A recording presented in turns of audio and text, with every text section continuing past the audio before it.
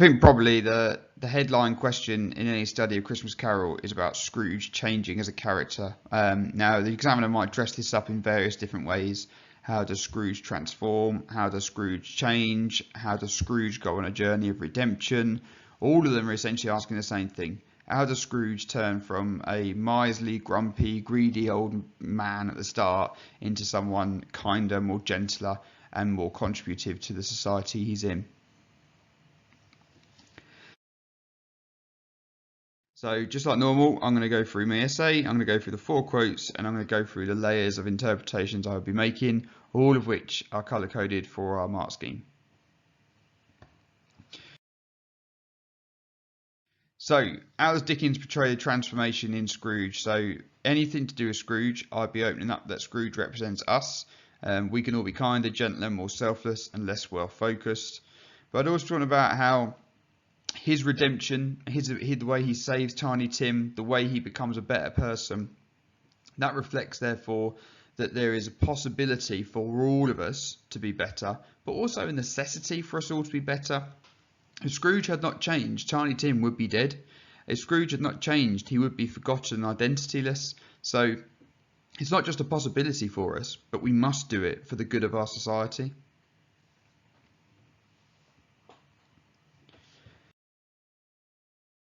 So the points I simply have to make. So I've got 4 quotes here. First of all, I'll talk about Scrooge at the start. So if I'm going to talk about how he transforms, I've got to make a point about how ugly and horrible he is at the start. And I'm going to use these quotes here for that one.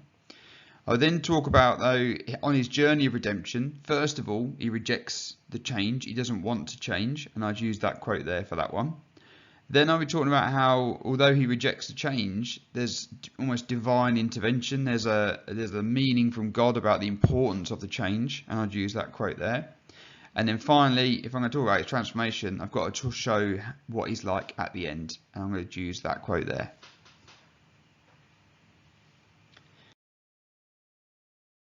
So I've got 2 real essential images to the first quote I'm going to use. So I've got hard and sharp as flint.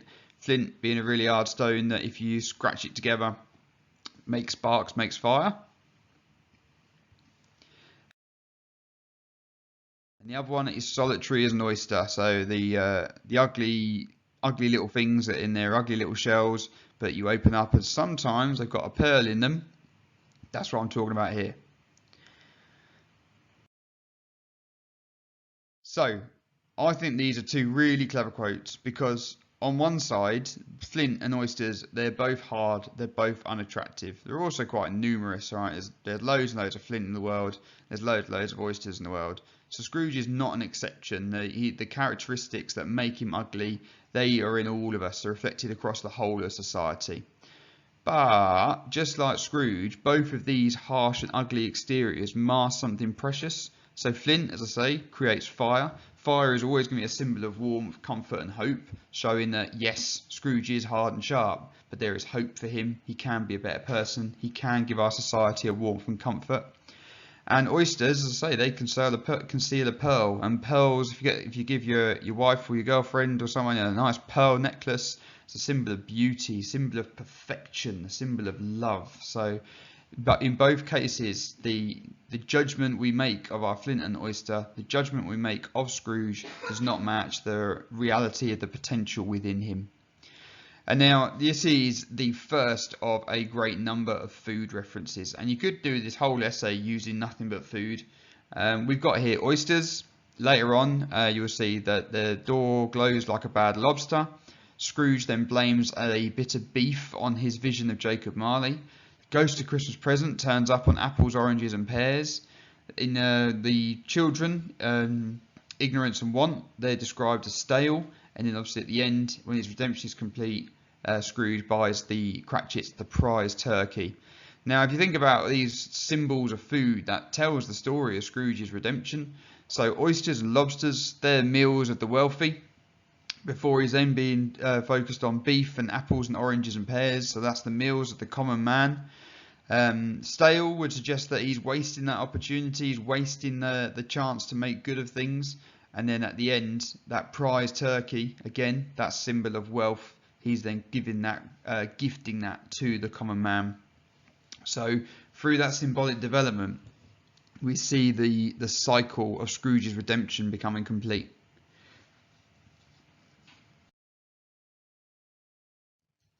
Right, next up I would talk about the Ghost of Christmas Past. Ghost of Christmas Past turns up, and he/she is super bright. Bright light. And Scrooge tries to put this light out, he tries to put the little hat on, and he fails, he can't. The light streams from under it, an unbroken flood. So in terms of Scrooge changing, he's fighting it here. He doesn't want to be redeemed. He doesn't want to face the pain of the past, and he tries to extinguish the ghost message. But as we say, the light is inextinguishable. So that symbol of hope is stronger than Scrooge's anger and resentment. This is part of our cyclical structure. We've got light at the start of this stave, so that when the ghost turns up, Scrooge's like, "Oh, you're too bright." And at the end, the ghost is still too bright. So in both those cases, no matter the pain, no matter the anger, there is always hope for change, because the light is constant. The light never goes, and light represents hope. So it doesn't matter how miserable you are, it will always be there. We all have a hope to be better people. I then look at the word flood.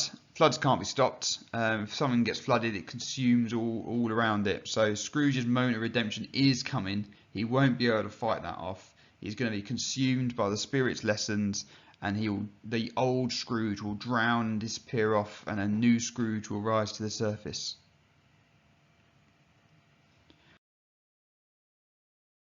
Right, one of my favourite quotes: "Blind men see." Now, blind men see, if we're going to think about the central points that make Scrooge into a better person, I think pretty near the top of that list is going to be Tiny Tim. I think the two things that really make him change are Tiny Tim and the reality of his death and the fear that brings. And I've just done a whole video on the fear. But if we talk about blind men see, that's a very biblical analogy. So this is when Tiny Tim comes back from church on Christmas Day with his dad. And his dad says that Tiny Tim made a point that it would be good for people to remember who made blind men see. So Tim is that Jesus-like figure, in that he has been sent to save us, save Scrooge. The blind man in our case here is obviously Scrooge. He can't see the reality of what he's doing, and the same way that Jesus helped that blind man see what was going on in the world, Tiny Tim is helping Scrooge see what is going on in his world. Now, Dickens uses Tiny Tim as a biblical analogy like quite a few times. We've obviously got blind men see here. Dickens just bursts out randomly that he's a gift from God halfway through the story. And obviously we've got the world famous Tiny Tim line, "God bless us everyone." So time and again, Tiny Tim is likened to the Bible. And so time and again, Dickens is showing us that this surplus population that Tiny Tim apparently represents, they are the gifts from God. They are sent just as much right on this earth as anyone else would do. So the very people that Scrooge is wishing death upon, they're the people that can show him how to be a better man. And finally, again, if we link Tiny Tim to God so closely as that, or to have him die, then that would be a crime against God. That's socially corrupt. That's unforgivable. That's an eternal punishment to be doing a crime against God.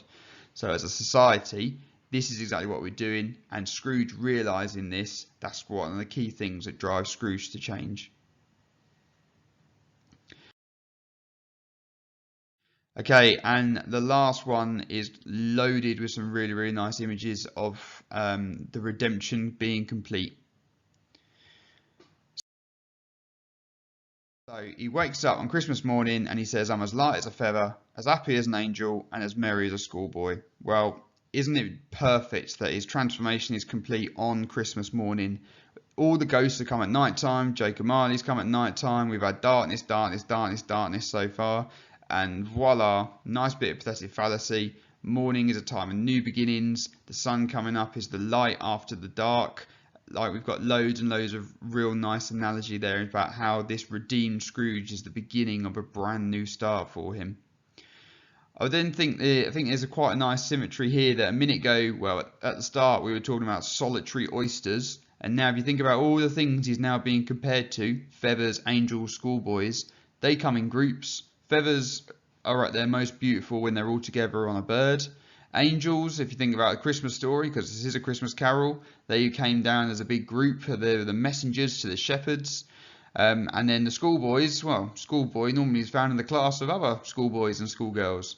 So he's moved from a image of being solitary and loneliness, and now he is redeemed. He's almost been returned back to the community. And as a collective, all of those things are far more powerful. The same way, if Scrooge, and if we all become Scrooge-like in our change, we will all be far more powerful. And then I've got some really nice images here. So this is where this quote is gold dust really. And if you can only remember 3 words of it, remember these 3: feathers, angels, and schoolboys. So all of these reflect Scrooge's redemption.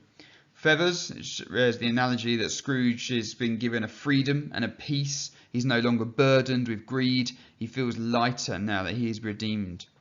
Angels, well, that bookends that change driven by Christian ideals. The whole story here is about Christian forgiveness and Christian community spirit. And also angels are messengers, God's messengers. So the fact that Scrooge likens himself to an angel, his change is a message to our world.